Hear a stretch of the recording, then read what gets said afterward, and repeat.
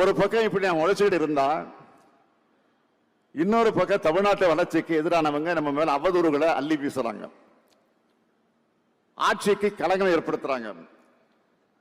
அவங்களுக்கு பதிலுக்கு பதில் பேசி நேரத்தை நான் வீணடிக்க விரும்பல.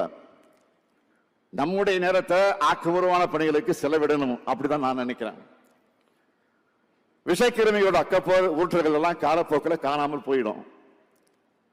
இப்படி எத்தனையோ பேரை நாம இந்த அரை நூற்றாண்டுக்கு மேலான வகையில என்னுடைய வாழ்க்கையில பார்த்துட்டு தான் இருக்கிறேன்.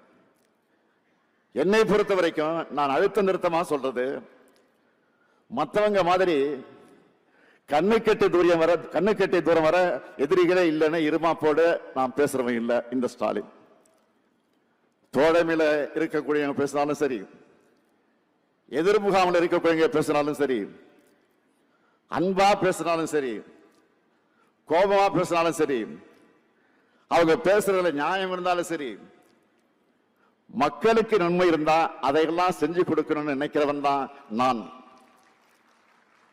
நமக்கு எதிராக பேசிட்டாங்கன்னு காழ்ப்புணர்வோடு நடந்துக்கிறவன் இல்லை நான். எனக்கு தமிழ்நாட்டு மக்களும் வளரணும், அவ்வளவுதான். நம்ம வளர்ச்சியை பொறுத்துக்க முடியாம தான் நம்ம ஆட்சிக்கு களங்கம் ஏற்படுத்த சமூக வலைத்தளங்கள்ல ஒவ்வொரு செய்தியும் எப்படியெல்லாம் திரிக்கிறாங்க, கருத்துருவாக்க செய்யறாங்க. அவங்களுடைய நோக்கம் ஒண்ணுதான், திமுகவை எப்படி அழிக்கலாம், தமிழ்நாட்டோட வளர்ச்சியை எப்படி கெடுக்கலாம்.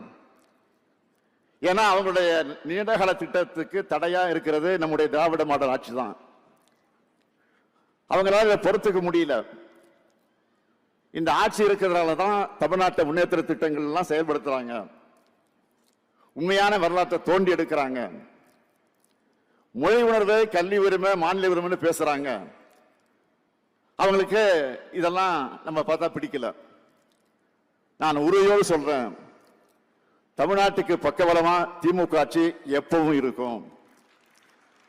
திமுகவுக்கு பக்கபலமா தமிழ்நாட்டு மக்களாக இருக்கக்கூடிய நீங்களும் எப்பவும் இருப்பீங்க.